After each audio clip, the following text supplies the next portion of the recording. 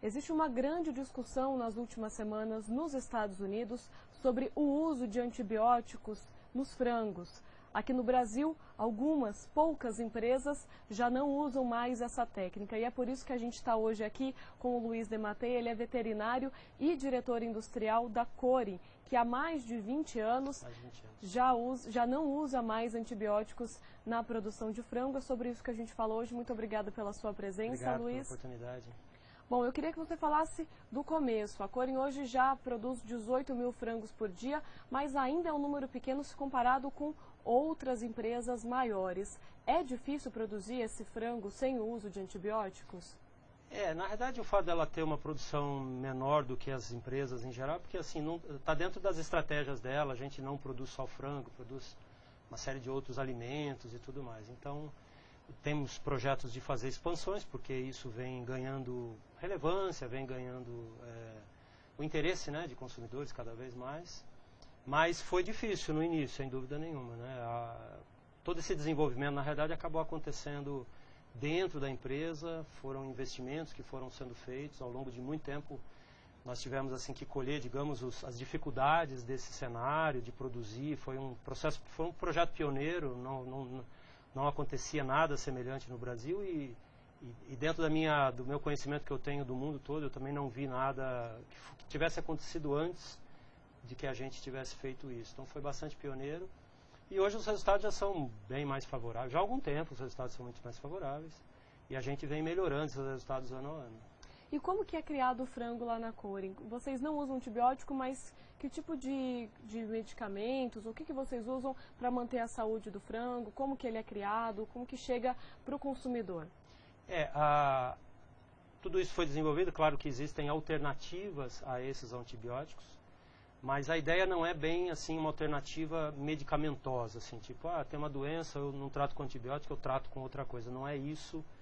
É que o resultado, na realidade, é a ideia de que o animal, obviamente, em boas condições, fruto de uma genética vigorosa, o animal colocado em condições de bem-estar, e a gente sendo algumas coisas que naturalmente ele tinha nos seus ambientes naturais, isso pensando quando o animal ainda nem era confinado, a gente veio conseguindo o resultado. Essas substâncias, esses elementos só fazem parte desse grupo de probióticos, que são essas bactérias benéficas, óleos de plantas, óleos essenciais, porque a gente entende que, por exemplo, a ave em condições naturais, ela explora o ambiente, ela tinha capacidade ou condição, o acesso, né, a uma série de outras coisas que não tem exatamente um efeito nutricional, mas tem um efeito sobre o equilíbrio do trato digestivo, enfim, de toda a economia animal, né? Isso e essas coisas que foram desenvolvidas. E isso mantém um animal saudável. A gente tem, enfim, os nossos resultados são bastante interessantes do ponto de vista da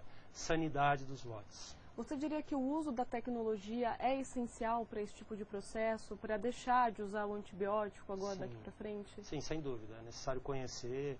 As empresas, como todas elas, têm os seus programas nutricionais, têm as suas estratégias, têm os seus mercados-alvo, né? Naturalmente que elas vão entendendo isso e aplicando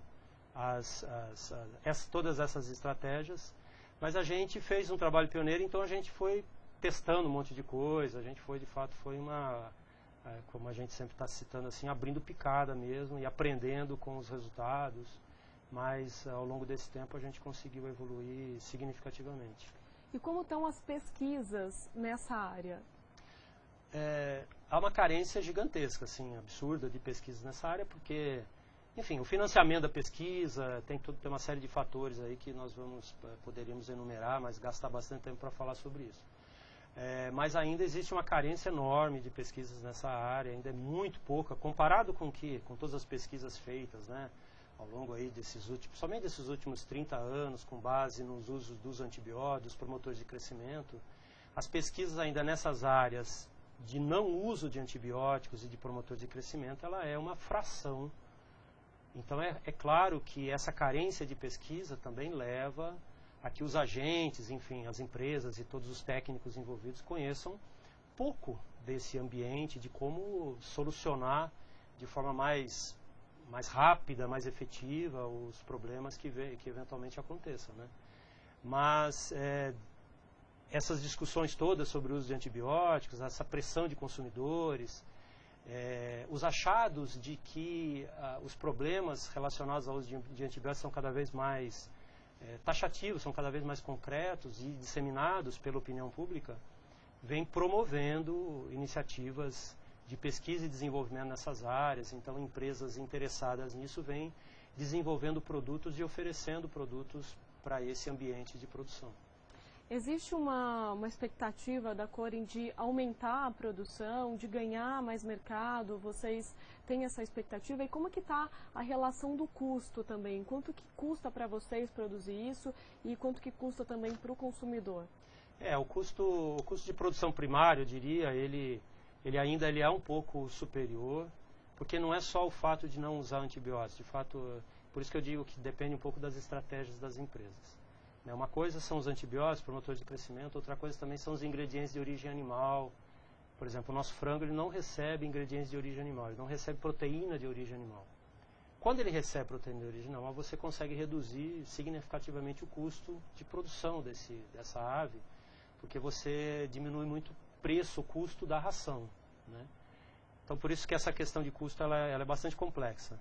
Mas, ao longo dos últimos anos, a gente melhorou significativamente. Eu diria que nós reduzimos em 60%, 70% esse custo de produção baseado há 5, 7, 6 anos atrás, por exemplo.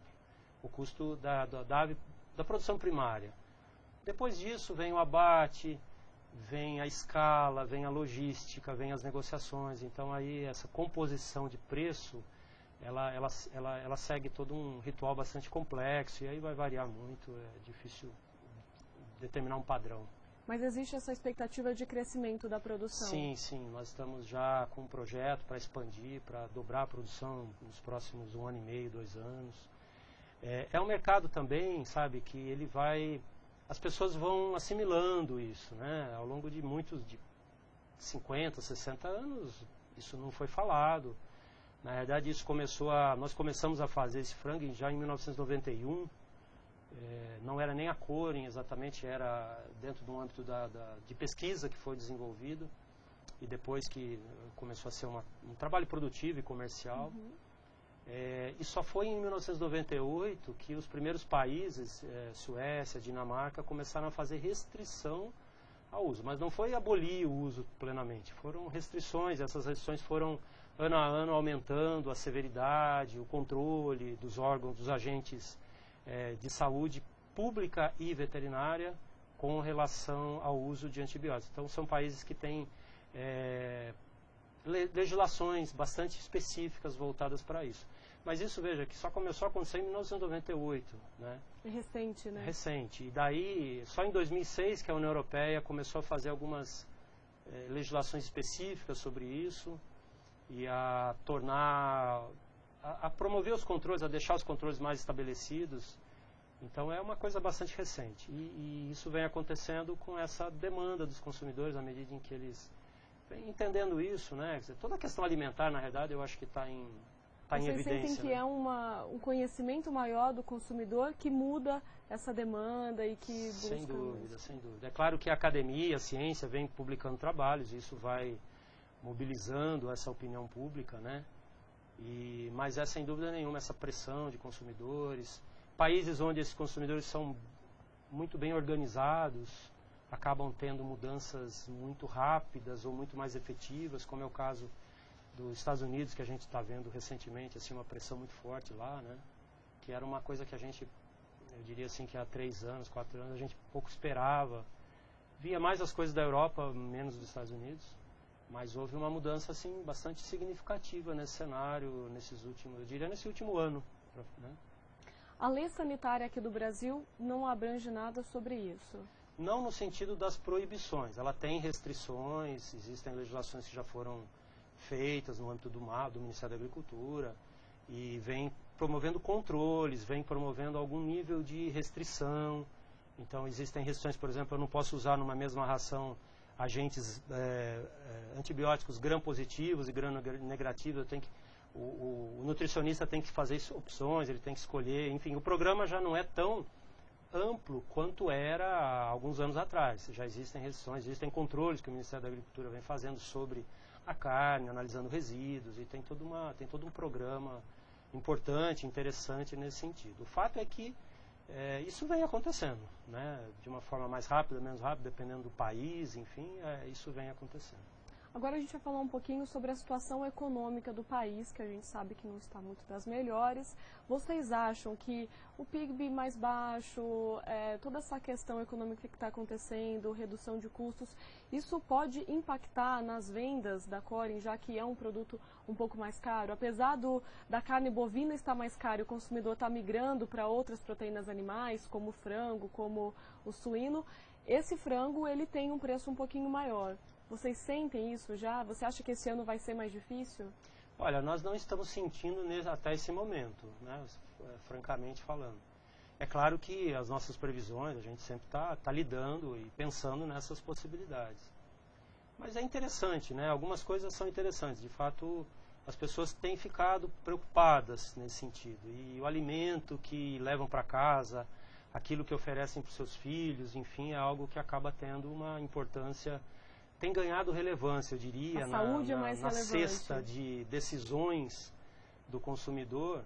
Ele tem colocado questões de saúde, de bem-estar, ele tem talvez feito esforços em poupar em determinadas áreas, mas tentado resguardar a sua saúde. E à medida em que essas questões de saúde vão ficando mais evidentes, né, e que principalmente o impacto dessas substâncias na saúde humana tem ficado mais evidentes, né, como é o caso, por exemplo, do relatório da OMS, que recentemente publicado, quer dizer, ele fala de forma muito taxativa sobre o problema da disseminação de antibióticos, não só na produção animal, mas em todo o meio ambiente, porque tudo que vai para os animais, no fim, acaba ganhando o meio ambiente, ganhando o solo, ganhando... A produção agrícola sofre as consequências disso, porque a cama do frango é usada como adubo, né, como um fertilizante. Então, quer dizer, há uma disseminação muito grande disso. E isso faz com que o consumidor ele vá tomando decisões com base na sua segurança alimentar, né? Ok, muito obrigada pela sua presença. A gente entrevistou aqui Luiz Dematê, que ele é veterinário e diretor industrial da Corim. Voltamos ao programa.